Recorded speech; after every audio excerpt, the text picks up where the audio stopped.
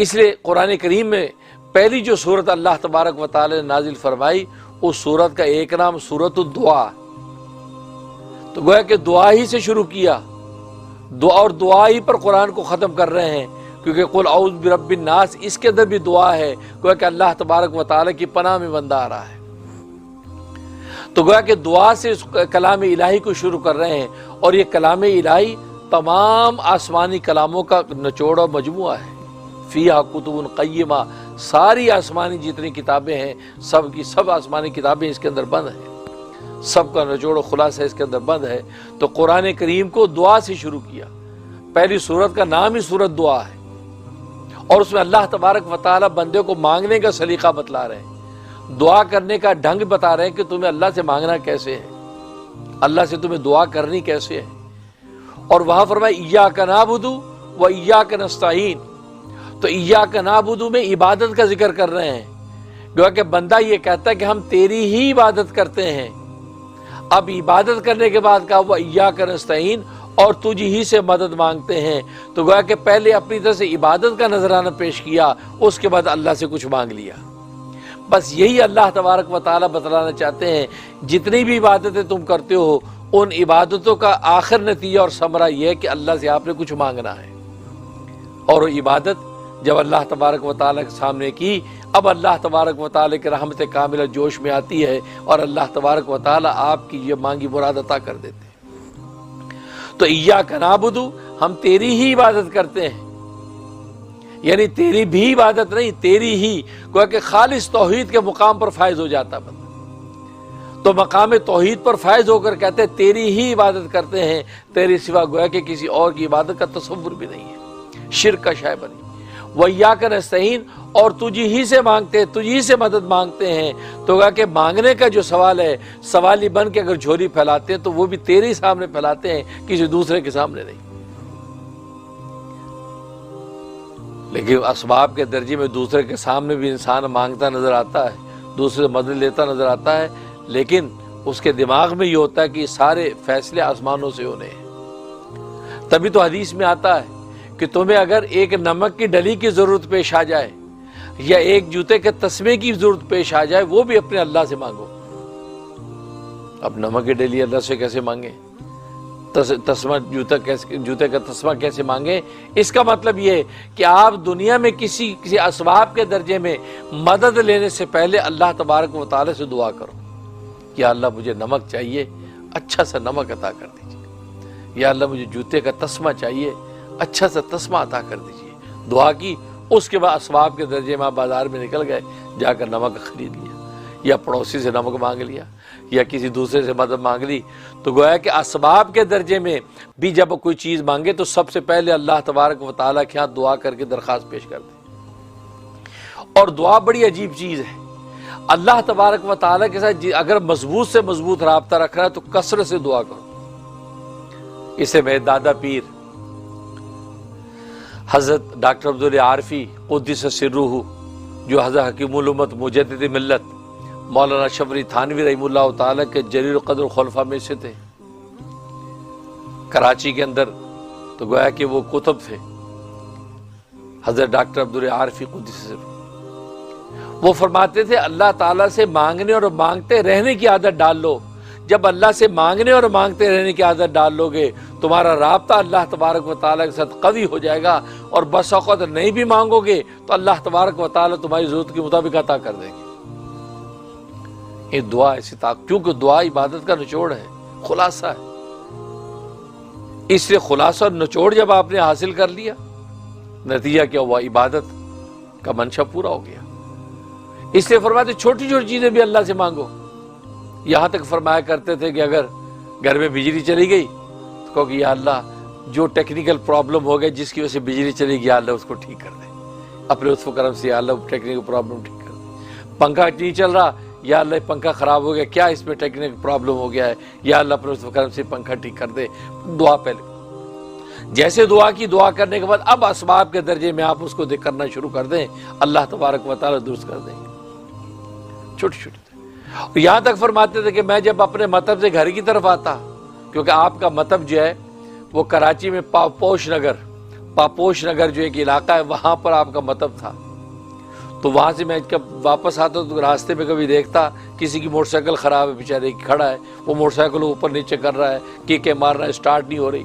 یا کسی کی گاڑی خراب ہوئی، وہ بونٹ کھول کے وہ گاڑی اندر سے دیکھ رہا ہے. فرماتا میں گزرتا تو میں دیکھتے دعا کر، یا اللہ اس کی گاڑی خراب ہے، اس بیچارے کو اپنی منزل پہ پہنچنا ہے، یا اللہ اپنے لطف و کرم سے اس کی گاڑی ٹھیک کر دے. یا اللہ جو بھی اس گاڑی کے اندر مرض اور ڈیفیکٹ پیدا ہو گیا ہے، یا اللہ اس پہ اس کو مطلع کر دے اور اس کو درست کر دے. دعائیں کثرت سے میں دعائیں دیتا ہوا جاتا. ظاہر ہے کہتے ہیں کہ اگر انسان یہ سوچے کہ میری موٹر سائیکل اس طرح خراب ہو، میری گاڑی خراب ہو، تو کیا انسان کے جذبات ہوتے ہیں کہ یار کوئی ایسا بس معجزہ ہو جائے کہ گاڑی ٹھیک ہو جائے، منزل پہ پہنچو. تو وہی کیفیت اس بیچارے کی کس مصیبت میں مبتلا ہے. فرمایا کچھ نہیں کر سکتے تو اس کے لیے دعا کرتے ہوئے گزر جاؤ. کھڑے ہو کے اس کی مدد نہیں کر سکتے، دعا کرتے ہوئے گزر جاؤ، کیونکہ دعا اتنی بڑی طاقت ہے، اتنی بڑی طاقت ہے کہ یہ مومن کو اس کا پتہ ہی نہیں ہے. تبھی تو نبی کریم صلی اللہ علیہ وسلم حدیث میں فرماتے ہیں کہ الدعاء سلاح المومن، مومن کا ہتھیار دعا ہے، مومن کا ہتھیار اس کا دعا ہے.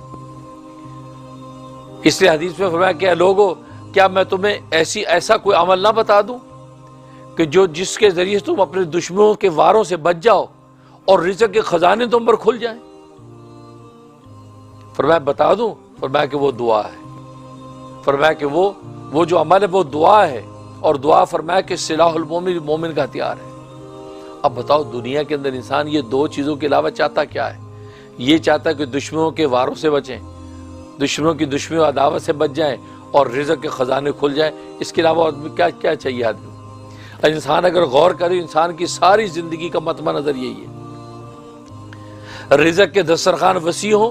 اور رزق سے روٹی کا نام نہیں ہے، روٹی بھی رزق ہے، لیکن سارے انسان کی ضروریات زندگی رزق کا حصہ ہے.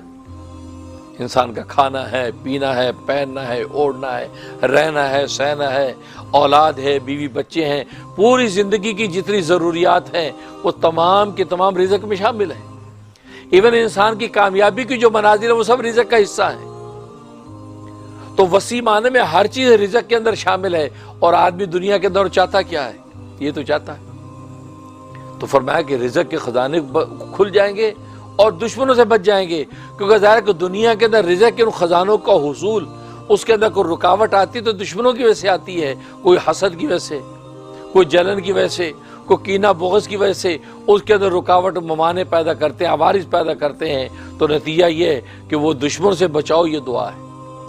فرمایا کثرت سے دعا کرو. اور ایک حدیث فرمایا کہ الدعاء العبادہ، دعا ہی تو عبادت ہے.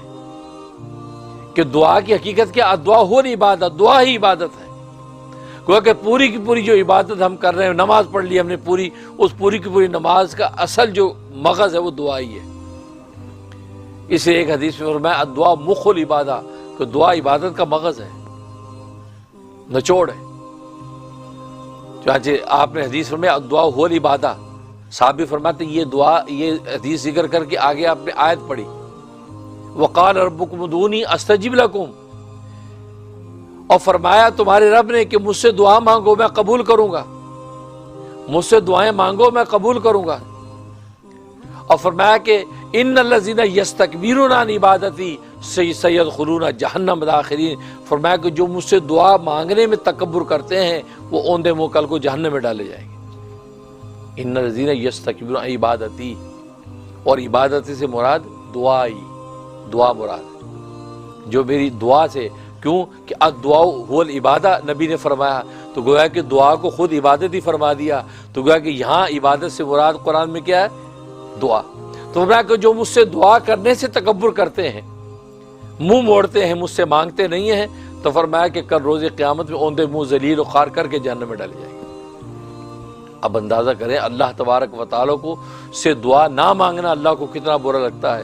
اسے ترمذی کی حدیث ہے کہ جو شخص اللہ تبارک و تعالیٰ سے دعا نہیں کرتا، مانگتا نہیں، وَمَن يَسْأَلِ اللَّهَ، تو جو اللہ تبارک و تعالیٰ سے مانگتا نہیں، سوال نہیں کرتا، تو میں یغضب علیہ، اللہ اس پر غضبناک ہو جاتا، غصے ہو جاتا. اور دنیا میں جو بندے سے مانگنے والے سے انسان جو ہے چڑ جاتا ہے، یار یہ مانگتے ہی رہتا. اور اللہ میاں مانگنے والے سے خوش ہوتے ہیں. جتنا زیادہ مانگے گا اتنا قرب بڑھتا جائے گا، ادھر تعلق قلبی بڑھتا چلا جائے گا، اور جب اللہ تبارک و تعالیٰ کا قرب خاص اور تعلق قوی ہوتا چلا جائے گا تو یہی تو زندگی کا راز ہے، جو زندگی کا راز انسان کو نصیب ہو جائے گا کہ اللہ سے ایک تعلق قوی ہو گیا۔ اس لیے فرمایا کہ جو اللہ سے مانگتا نہیں، اللہ کو اس پہ بڑا غصہ آتا ہے۔ دنیا کے اندر سخیوں سے مانگے، ایک دفعہ مانگا، 2 دفعہ مانگا، آخر ایک وقت میں تنگ ہی آ جاتا ہے کہ بھائی یار تیرا کام مانگنے ہی رہ گیا، جدو ویکو ہاتھ چکے ہوتا تو پھر ٹیڑھ نہیں بھرے، بس کر یار۔